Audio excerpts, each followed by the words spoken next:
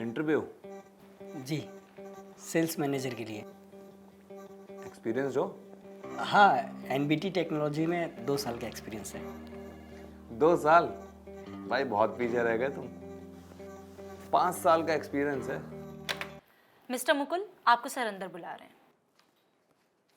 Wow, wonderful qualifications thank you so much sir. और experience भी बहुत अच्छा है।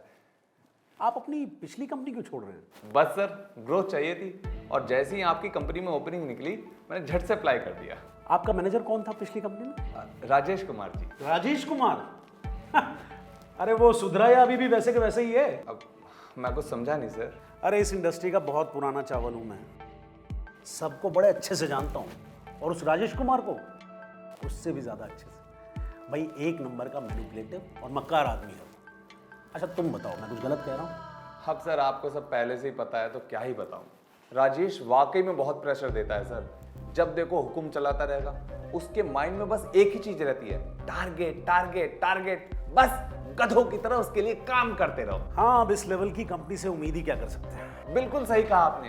हाँ सर, वो कंपनी वैसे भी मेरे लेवल की थी नहीं, इसीलिए तो सर मैं बेटर कंपनी में बेटर लोगों के साथ बेटर काम करना चाहता हूँ। That's the spirit in man. मुझे तुमसे यही उम्मीद थी। तुम एक काम करो, बाहर इंतजार करो, अभी बुलाते हैं तुम्हें, ठीक है? Sure sir, thank you so much.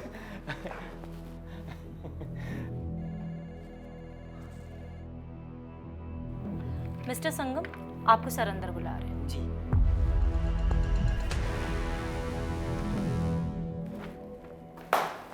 Sangam ji, graduation तो कर रखी है आपने, मगर परसेंटेज बहुत लो है आपकी। जी सर, असल में मैंने खुद से ही काम करके पढ़ाई पूरी की है, लेकिन सर मुझे 2 साल का एक्सपीरियंस है।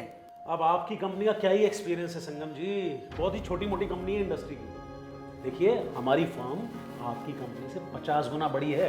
यस सर, वाकई आपकी कंपनी बहुत बड़ी है, बट सॉरी टू से वो कंपनी अपने तरीके से बहुत अच्छा काम कर रही है सर। मैंने बहुत कुछ सीखा है उस कंपनी से। इनफैक्ट आज जो कुछ भी हूँ उसी कंपनी के बदौलत हूँ सर। अब वो क्या नाम है उसका, कपिल शर्मा, वही प्रोजेक्ट मैनेजर है ना तुम्हारा? जी सर, आप उन्हें जानते हैं? अरे बहुत अच्छे से जानता हूँ उसे, एक नंबर का वाहियात आदमी है। इतनी तो शिकायतें सुन चुका हूँ उसकी। बहुत प्रेशर बनाता है ना अपने एम्प्लॉय पे वो। क्यों? नहीं सर, आपने गलत सुना है उनके बारे में। वो तो बहुत प्रोफेशनल है। हाँ, प्रेशर बनाते हैं, लेकिन उनके इसी प्रेशर की वजह से हम अच्छा परफॉर्म कर पाते हैं, अपना काम टाइम पर पूरा कर पाते हैं सर। और सर इसी वजह से कंपनी में हमारा कंट्रीब्यूशन बना रहता है। चलो ठीक है, फिर आप बाहर वेट कीजिए। जी sir, thank you.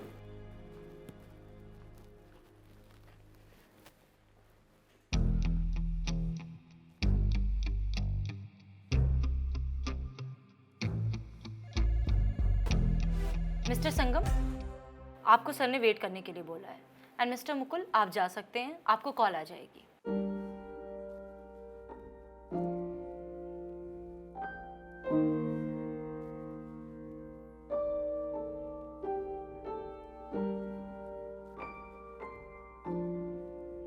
Congratulations mister संगम, आप मंडे से ज्वाइन कर सकते हैं।